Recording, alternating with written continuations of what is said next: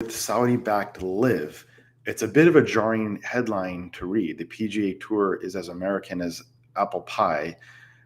I'm going to link this transaction to the trade deficit. I'm going to talk about, is this trend sustainable? I'm also going to link it to Karl Marx AI. If you enjoy the study of economics and markets, I think you'll enjoy this. Let's get right after it. What is a trade deficit? The trade deficit is an aggregation of all the transactions that the United States has with the world, and in this case, Saudi Arabia.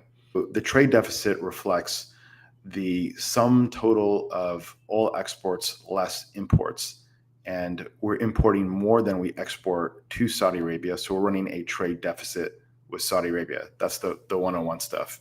Let's get a little bit more concrete. We are buying oil from Saudi Arabia and we're paying for that oil in the form of US dollars. We're selling goods and services to Saudi Arabia. What are we selling? Primarily defense equipment. Think like F-16s. We're also selling Apple iPhones and software, but we're importing far more oil and the value of that in dollars as compared to our exporting. And that delta, that gap between those two numbers must be financed. How do we finance that? We're financing that through the sale of capital, namely stocks and bonds. And the PGA Tour is a form of capital.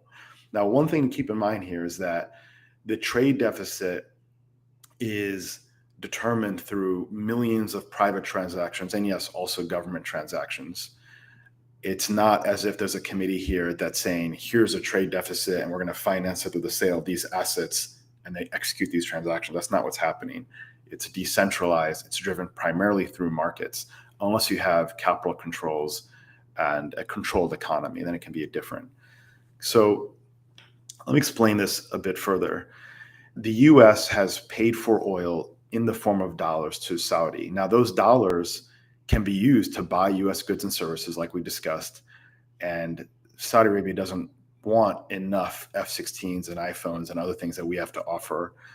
Or said another way, they prefer investing in US capital. And they're expressing that investment through investments, say, in LPs of venture capital funds, private equity funds, buying US bonds and stocks. So is this good for American workers? Let's start there. And we'll talk about, is it good for American venture firms and American economy in general? And this is all under the banner of capital deepening. Okay, so way to think about this is, let's go back to a simple economic model. Imagine you've got a farmer. Farmer has land and he's tilling the land and he doesn't have a plow. Farmer's not that productive. You give that farmer a plow and he's 10x productive. That plow is a form of capital, right? Capital can be property, plant, equipment, can be software, it can be IP, can be specialized know-how, it can take the form of training and education. We call that human capital.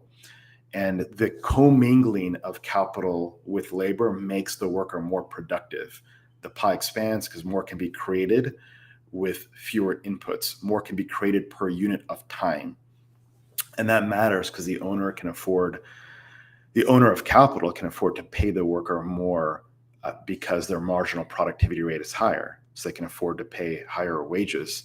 And in a competitive market, that raises real wages and living standards. Let's evolve to a bit more complex picture. A good example of this would be McDonald's. So a few decades ago, McDonald's was a growth stock. It's now in many countries all over the world. McDonald's, you've seen under the Golden Arches, has generated billions of burgers.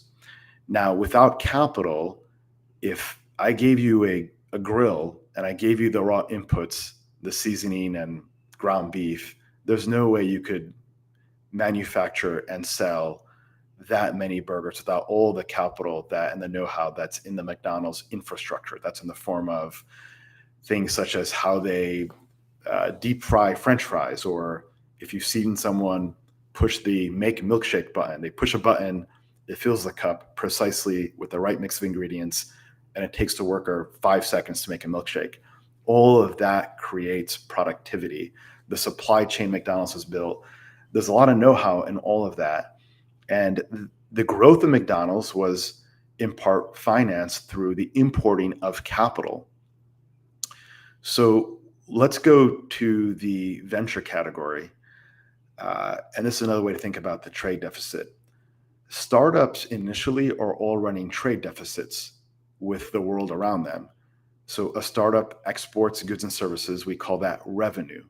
And the startup is importing other needs it has, and it seeks one day to return capital and generate a surplus. And we like the fact that a startup can finance its trade deficit through the sale of stocks and bonds. We call that common stock, preferred stock, and convertible notes. We don't have any issues with that. In fact, some of the largest companies in the S&P 500, if not all of them, have been financed through the importing of capital. So who are the winners in all this? Let's unpack the venture example a bit more. Well, one, the entrepreneurs get the disproportionate upside, conditional on successful execution, successful exits. That's one. Two, the general partners of the venture funds also do well because they earn the fees from the asset management and the carried interest. And then third, you have the LPs. Now, in this case, the LPs would be sovereign wealth funds that are investing in venture. Well, what happens there? Well, if the performance of the investment does well, then they do well. But again, they're not doing as well as the entrepreneurs or the venture funds or private equity funds. Now, if they lose, they lose. And a good example of that is Saudi's taken a bath on SoftBank's Vision Fund. Saudi Arabia also owned 10% of Credit Suisse. That's a bagel. They lost a bunch on WeWork. So, if you step back, you have these foreign investors that are financing the American dream, the ability of an entrepreneur to go raise money, build a business, and strengthen American technology, American intellectual property, and American business, and American soft power, McDonald's all over the world. So we have a pretty good deal. Now, well, what about the PGA Tour? I mean, this is, again, it's as American as apple pie. Now, think back to the sale of Rockefeller Center in 1989 to a Japanese conglomerate. That also created a bunch of headlines all over the world. Well, it turned out that was a bad deal for the buyers of that. It was a peak of the market purchase. And this is because if you want to buy an asset in a free market, in a voluntary transaction, you got to pay the highest price unless you got a non-economic seller. And this is called the winner's curse. So good luck to the buyer of something that is a highly prized asset. Clearly, private equity and other buyers did not choose to pay the same price as a sovereign wealth fund in Saudi Arabia for the PGA Tour. And kudos to the owners of the PGA Tour who are going to be better off. Again, this is a voluntary transaction. And we'll have to see if Saudi Arabia makes money on this. Maybe Saudi Arabia had non-economic objectives in mind when they paid for the transaction and therefore paid above market price. So how do we link this back to Karl Marx and AI? So hopefully, what I've shown here is that Karl Marx's fundamental flaw is his theory of labor. His idea was that workers are exploited because the worker who manufactures 50 loaves of bread in a day only captures a fraction of the sale proceeds in their hourly wages. And what he missed was the basic idea of capital deepening, which is that the commingling of capital and labor makes the worker more productive. That's the key idea. It expands the total output. And that risk is borne by the provider of capital. Of course, it could be the VC, it could be the owner, it could be the startup capital, it could also be foreign investors. And another way to think about this is in 1900, a third of Americans were farmers, and now it's less than 2%.